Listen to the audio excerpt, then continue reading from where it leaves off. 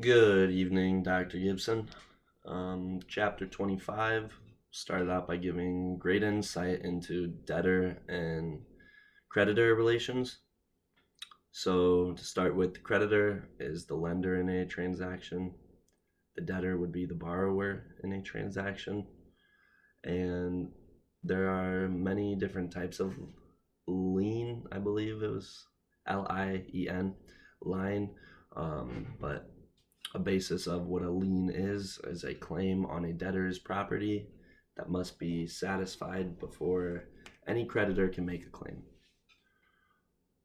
A writ of execution is an order by a clerk of the court directing the sheriff to see if any other non-exempt real or personal property of a debtor refuses to or cannot pay the creditor.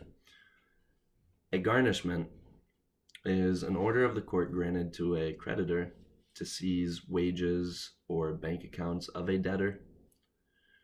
And a suretyship is a contract between a third party and a creditor that allows the third party to pay the debt of the debtor. Yes.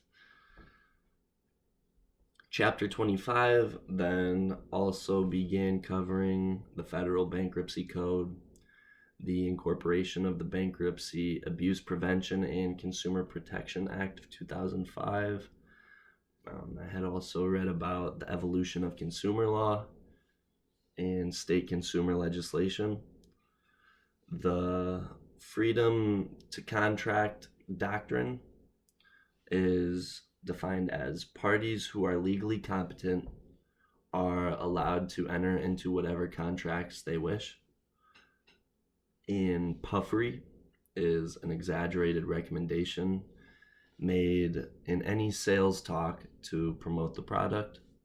Could call it the opposite of whistleblowing.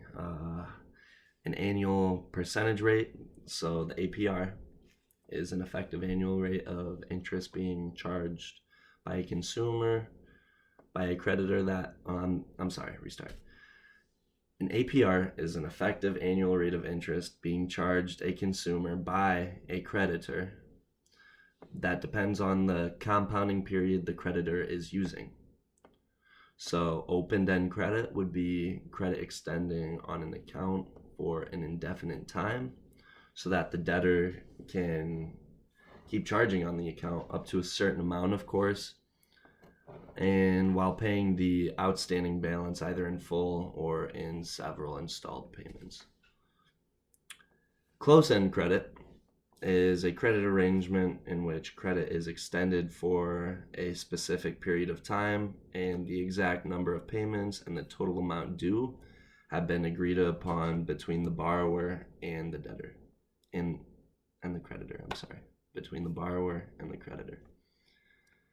So, chapter 25 had then rolled on to identify theft, credit ratings, the Equal Credit Opportunity Act, the Fair Credit Billing Act, and the Fair Debt Collection Practices Act. To sum up the chapter, the Dodd-Frank Act was discussed, along with mortgages, credit codes, and what's happening in the global dimensions, of course, relating to Chapter 25's topics. So thank you for your time. That sums up Chapter 25 in a great semester. Thank you very much, Dr. Gibson, and have a nice night. Thank you for your time.